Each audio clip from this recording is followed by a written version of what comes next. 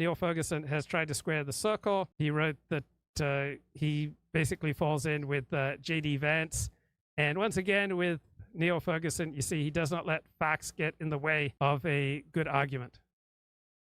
So one of Neil Ferguson's latest kicks is comparing the current state of the United States with the 1980s Soviet Union, which I think is a completely ridiculous comparison, but it's just part of Neil Ferguson's dazzling ability to come up with theories completely unconstrained by facts. Right? When Biden was the nominee, it wasn't just that Biden was losing to Trump, which he was losing very much to Trump. It was also that you had this down ballot collapse. Democrats were facing the loss of 5, 6, 7, 8 Senate seats, and they were not prepared to do that, even if they understood they might lose the presidency. And so what you're seeing with these polls is that it is certainly better than what they were dealing with Biden, but the fundamentals of the presidential race are almost certainly going to be the same, because to Olivia's point, what the Trump campaign has been doing is running against the Biden-Harris presidency, for which Kamala Harris is just as responsible as Joe Biden. And if anything, Biden was able to present as much more moderate than Kamala Harris, who has this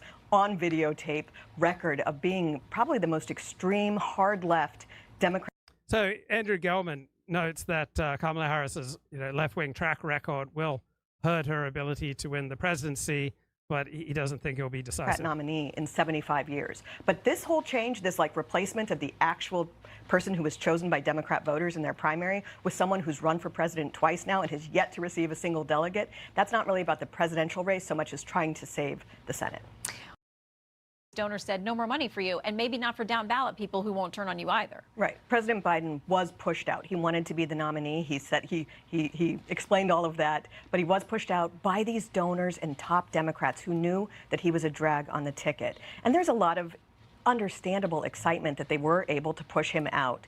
But that doesn't necessarily mean that it's going to be particularly great for Kamala Harris, who actually I think a lot of voters do view her as a San Francisco liberal. She is. Her policies are very popular in California. They clearly were never popular in 2020 with a national Democrat audience. She was unable to get a single delegate there. And when you look at her actual positions, whether it is her support for the Green New Deal, which is a radical position, her opposition to fracking, that's not going to work.